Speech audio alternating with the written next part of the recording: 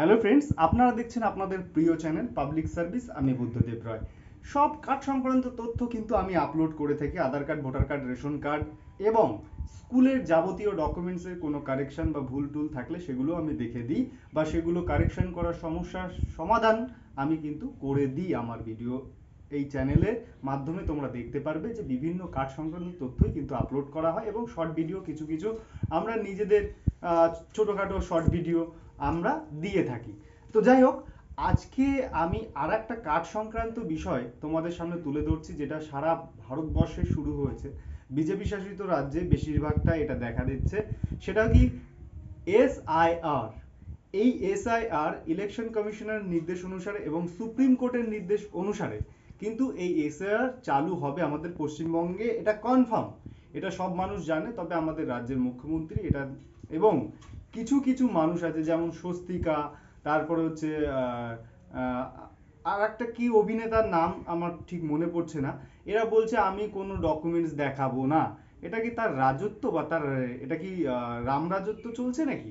যে যে ডকুমেন্টসগুলো চাওয়া হচ্ছে সরকারের পক্ষ থেকে, সুপ্রিম কোর্ট নির্দেশ দিয়েছে, সেই ডকুমেন্টসগুলো যদি না দেখায়, তাহলে সেই ব্যক্তি, তাহলে ভাবো কতটা ইগো এবং কতটা মানে শুধুমাত্র ওই টলিউডের বিভিন্ন সিরিয়াল বা ওই সিনেমা জগতে কাজ করে তার এতটা অহংকার, এতটা তেজ ধারণা করতে পারবে না। ভিডিওটা আমার কাছে যেহেতু নেই, তো আমি তোমাদেরকে প্রমাণ দিতে পারছি না। সব্যসাচী বলে একজন লোক আছে, উনিও বলছে যে আমি কোনো ডকুমেন্ট দেখাবো না। তার মানে কি উনি কি একদম টোটালি বাংলাদেশি? আমি বলতে চাই। তো যাই হোক, আমাদের বিষয়টা হচ্ছে এদের নিয়ে নয়, যারা এখনো সঠিক তথ্য বা সঠিক মানে জানো না, তো সেই বিষয় নিয়ে আমি আজকে আলোচনা করব। দেখো, আমি এখানে লিখেছি এসআইআর, সিএ, এনআরসি। আচ্ছা, এনআরসি কখন হয়? এনআরসি সি এর পরে গিয়ে কিন্তু এনআরসিটা হয়। ঠিক আছে? এনআরসি যেমন আসামে হয়েছে, ডিটেনশন ক্যাম্প করে রাখা হয়েছে মানুষদের, যাদের সঠিক প্রমাণপত্র তাদের কাছে পাওয়া যায়নি। আর সিএটা এই ক্যাটে উল্লেখ আছে, এই সিএ এর মাধ্যমে যারা ওপার বাংলা থেকে এবং পাকিস্তান, নেপাল, ভুটান থেকে যে সমস্ত হিন্দু সনাতনীরা যারা পালিয়ে ধর্মীয় উৎপীড়নের কারণে তারা অন্য দেশ থেকে এই দেশে এসেছে, তাদেরকে এই সিএ, এই অ্যামেন্ডমেন্ট অ্যাক্টে তাদেরকে নাগরিকত্ব দেওয়ার কথা বলা হয়েছে। আর এটা আমাদের মধ্যে অনেকে ভুল ধারণা বা চিন্তা আছে যে বিজেপি কেন্দ্রতে আছে বলে হয়তো বিজেপি এই সমস্ত মূল মন্ত্র বা বিজেপি তৈরি করছে, সিএ বিজেপি তৈরি করছে। না বন্ধু, তোমাদের দুধ আর দুধ, পানি কা পানি করে দিলাম। ভালো করে বুঝে রাখো, যখন 1947 সালে দেশ স্বাধীন হয়, 1947-এ, এই 1947 সালে যখন দেশ স্বাধীন হয়, তখন নেহেরু, কে ছিল? নেহেরু আর যে জিন্না, মোহাম্মদ জিন্না, যেটা পাকিস্তানের মোহাম্মদ আলী জিন্না, তখনকার সময় তারা আর কি একটা চুক্তি কিন্তু করেছিল। মোহাম্মদ জিন্না কি চেয়েছিল? দেখো, আমরা যদি এই বিষয়টাকে নিয়ে আলোচনা করতে যাই অনেকটা গভীরে চলে যাবে, তবে সংক্ষেপে বলার চেষ্টা করি। ছেলে মেয়েদের দেখতে বা বুঝতে সুবিধা হবে, গুরুজনদের শুনতে বা বুঝতে সুবিধা হবে। যখন এই নেহরু আর আলী জিন্নার মধ্যে একটা চুক্তি প্রদান হলো, তোমার আলী জিন্না তো চাইতে পারতো কাশ্মীরকে সহ পাকিস্তান করে নেওয়ার, যে ওটাই আমার দিতে হবে, আমাকে অন্য জায়গায় দিতে হবে না। আলী জিন্না কি চাইলো, যে ভারতকে তো কোনো মতেই টুকরো করা সম্ভব নয়, কিন্তু যদি আমরা দুদিকে থাকি, দুদিকে যদি আমার বর্ডার থাকে, তাহলে আমি ভারতকে আস্তে আস্তে টুকরো করতে থাকবো। এটা কিন্তু তার কিন্তু ইচ্ছে, বা তার তখনকার স্বপ্ন ছিল সেই মতবেশ। সে কিন্তু একটা পাকিস্তান নিয়ে গেল, পশ্চিম পাকিস্তান, একটা হচ্ছে পূর্ব পাকিস্তান।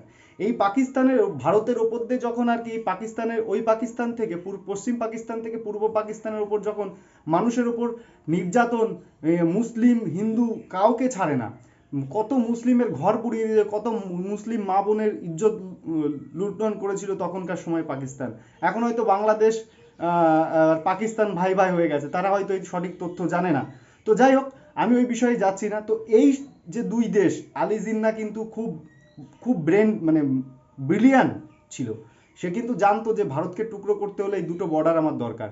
তো এইভাবে যখন ভারতের বিভিন্ন টুকরো, যে নেপাল, ভুটান, বাংলাদেশ, পাকিস্তান, সেখান থেকে মানুষ যখন ধর্মীয় উৎপীড়নের কারণে যখন এই ভারতবর্ষে ঢুকবে, যারা হিন্দু, শুধু হিন্দু, হিন্দু নয়, হিন্দু, শিখ, খ্রিস্টান, জৈন, এদেরকে এই সিএ এর আন্ডারে কিন্তু তাদেরকে এই দেশের নাগরিকত্ব দেওয়া হবে। এটা কিন্তু সরাসরি উল্লেখ ছিল তখনকার সময়, কখন? নেহরু আর আলী জিন্নার আমলে, 1947 সালে। তো এখন ভাই বিজেপি কে দোষ দিয়ে কি লাভ? এই যে বিজেপি করছে, যে বিজেপি সমস্ত নষ্টের গোড়া, সিএ এনেছে, এনআরসি, এই আইনটা পাশ হয়েছিল কবে? এই আইনটা পাশ হয়েছিল কবে সেটা একটু খোঁজ নিয়ে দেখুন।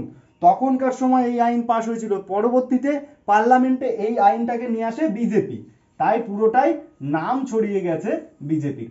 আর কিছু কিছু মানুষ, কোনো তথ্য তাদের কাছে নেই, সঠিক তথ্য প্রমাণ কিচ্ছু নেই, শুধুমাত্র গিয়ে গাল গল্প এবং মানে মানে মুখের ভাষা খারাপ হয়ে যাবে বলতে গেলে, তো দরকার নেই, মানে ওদের কত রকম চাটা আমার গাল গল্প দিতে থাকে। যাই হোক, আমি ওই বিষয়ে যাচ্ছি না। দেখো, আমি আরেকটা বিষয় বলে রাখি, সেটা হচ্ছে এই যে প্যান আধার ভোটার, এটা আমরা কিন্তু অনেক মানুষের কাছে আজ বলতে পারি যে এটাই আমাদের প্রমাণপত্র। না ভাই, ওখানে তুমি আধারের পেছনে লেখা আছে it is not a proof of Indian, বা it is a identity proof card, এরকম সামথিং কিছু একটা প্যানের পেছনেও লেখা আছে, আধারের পেছনেও লেখা আছে, ভোটারের। আচ্ছা, প্যান সাধারণত কিসে ব্যবহার করা হয়? এই প্যান কার্ডটা আসলো কিসের জন্য? প্যান কার্ড আসার কারণ হচ্ছে যে যখন কোনো ব্যক্তি একাধিক অ্যাকাউন্ট থাকে, একাধিক অ্যাকাউন্ট, সেই অ্যাকাউন্টের তথ্যটাকে কালেক্ট করার জন্য এই প্যান কার্ডটাকে কিন্তু নিয়ে আসা হয়েছে। এই প্যানটাও সরকারি মাধ্যম, তবে কিছু জিনিস যাতে মানুষ অনেক চালাক, যারা বিভিন্ন জায়গায় 5-7টা অ্যাকাউন্ট করে রেখেছে, তারা ট্যাক্স দেয় না, এরকম মানুষকে বাঁচানোর জন্য কিন্তু এই প্যানটা চালু করা হয়েছিল। এবং এই আধার কার্ডটা তো তোমরা জানোই যে জনগণনা এবং সঠিক ঠিকানা, এর জন্য কিন্তু এটা তোমাকে দেওয়া হয়েছিল আধার কার্ড। আর ভোটার কার্ডটা সে মানে এই দেশের নাগরিক হলে তবেই সে ভোটার কার্ডে বা ভোট দিতে পারবে, এরকম একটা ব্যাপার। এখন দেখতে পাচ্ছি অনেক মানুষ এই ভুয়ো ভোটার কার্ডটা বানিয়ে ফেলেছে, এখন বলছে, দাবি করছে যে আমি ভোট দিই, আমি ভারতে থাকি, আমি ভোট দিই, আমার কাছে প্যান কার্ড, আধার কার্ড, ভোটার কার্ড আছে, আমি কেন নাগরিক নই?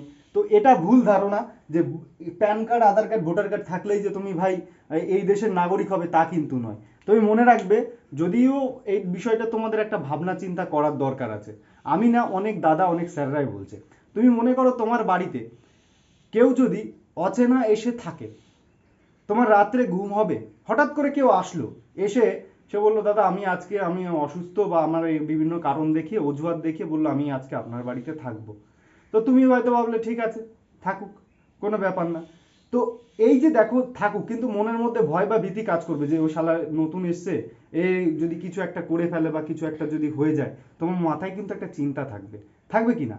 ঠিক তেমনি বাংলাদেশ, পাকিস্তান, নেপাল, ভুটান, মায়ানমার, বার্মা, এই সমস্ত জায়গা থেকে যে সমস্ত মুসলিম সম্প্রদায়ের মানুষ আছে, রোহিঙ্গা যাদেরকে আখ্যা দেওয়া হচ্ছে, সেই সমস্ত মানুষ যখন এই দেশের মধ্যে ঢুকে আছে, সরকারের তো একটা চিন্তা হবেই ভাই, যে এরা তো এখানে আছে, কিন্তু এরা কখনোই কি আমার দেশের? আচ্ছা, তুমি বলো তো, তোমার মা যে তোমাকে জন্ম দিয়েছে আর যে তোমাকে জন্ম দেয়নি, দুটোর মধ্যে পার্থক্য কোথায় বলো তো? জন্ম দিলে তার প্রতি একটা ব্যথা থাকবে, আর যে জন্ম দেয়নি তার প্রতি একটা অনুভব বা অনুভূতি কাজ করবে। কিন্তু যতটা টান তোমার জন্মদাত্রী মায়ের প্রতি থাকবে, সেটা কিন্তু ওই পাতানো মায়ের প্রতি কিন্তু সেই টানটা থাকবে না। কেন? ঠিক তেমনি এই ভারতবর্ষে যারা আছে অন্য স্থান থেকে এসে এই ভারতের মধ্যে খাচ্ছে দাচ্ছে, ऐशोराम ভাবে চলছে, এরা যতই দেশত্ব প্রেম দেখাক, দেশের প্রতি ভালোবাসা দেখাক, কিন্তু টানটা কিন্তু তাদের জন্মস্থান পাকিস্তান নাই, বাংলাদেশ নাই, মায়ানমার নাই, শ্রীলঙ্কা নাই, নেপাল নাই, ভুটান, এই সমস্ত দেশের যারা জন্মগ্রহণ করে ভারতে আছে, তারা ওই দেশেরই নাম করবে ভাই। এরা কিন্তু কখনো আমার এই দেশকে ভালো বা সঠিক নজরে দেখবে না। তো যাই হোক, আমি ভিডিওটা আর বাড়াবো না, শুধুমাত্র আর একটি কথা বলবো যে কি কি ডকুমেন্টস লাগতে পারে সেটা একটু মাথায় নিয়ে নাও। দেখো, প্রমাণপত্র হিসাবে আমি এসএআর এর মধ্যে একটা ডকুমেন্টস, বেশি না, একটা ডকুমেন্টস দেখাতে হবে। এক হচ্ছে বার্থ সার্টিফিকেট, বার্থ সার্টিফিকেট। দুই হচ্ছে এমপি মাধ্যমিক পাস সার্টিফিকেট। তিন নম্বর হচ্ছে, ধরো বার্থ সার্টিফিকেট, তোমার কাছে ধরো বার্থ সার্টিফিকেট নেই, মাধ্যমিক পাশের সার্টিফিকেট আছে, তাহলে সেটা দেখাতে পারো। আর যদি দেখো যে এটাও নেই, এটাও যদি না থাকে, তাহলে তোমাকে আর কি দেখাতে পারো? আচ্ছা, তোমার যদি কোনো সরকারি চাকরি করো, পে স্লিপ, সেটাও দিলেও হবে। আচ্ছা, তারপরে কি আছে, যদি এটাও না থাকে, এটাও যদি না থাকে, তাহলে কি করতে হয়? পাসপোর্ট, পাসপোর্ট, এই পাসপোর্ট এই পাসপোর্ট যদি না থাকে তাহলে কি করবে? আর কোন ডকুমেন্টস দিলে পরে তোমার তারা বুঝবে যে তুমি এই দেশের নাগরিক? সেটা হচ্ছে তোমার তোমার জন্মের মানে 2000 সালের আগের কোনো ডকুমেন্টস, 2000 সালের আগের ডকুমেন্টস, আগের কোনো ডকুমেন্টস দেখাতে পারলে, ডকুমেন্টস ডকুমেন্টস যদি দেখাতে পারো 2000 সালের আগে, বা এটা একটা নিয়ম করে দিয়েছে, এই 2000 সালের আগের যদি ডকুমেন্টস দেখাতে পারো তাহলেও কিন্তু তোমাকে কোনো রকম অসুবিধা করতে পারবে না। অথবা তোমার ধরো তোমার জন্ম হয়েছে, এবার তোমার জন্ম, তোমার যে বাবা বা তোমার যে মা, তার একটা জন্ম সার্টিফিকেট যদি ব্যবস্থা করতে পারো তাতেও কিন্তু কোনো রকম অসুবিধে হবে না। তো এই হচ্ছে টোটাল, দেখো এসআইআর এর মধ্যে এই পাঁচটাই আমি নিয়ে আলোচনা করলাম, কারণ আরো আছে 11টা ডকুমেন্টস বলা হয়েছে, তো 11টার মধ্যে এই পাঁচটা ডকুমেন্টস তুমি যদি দেখাতে পারো আর কোনো অসুবিধা থাকবে না। দেখা হবে পরবর্তী ভিডিওতে, ভালো থাকবেন, সুস্থ থাকবেন।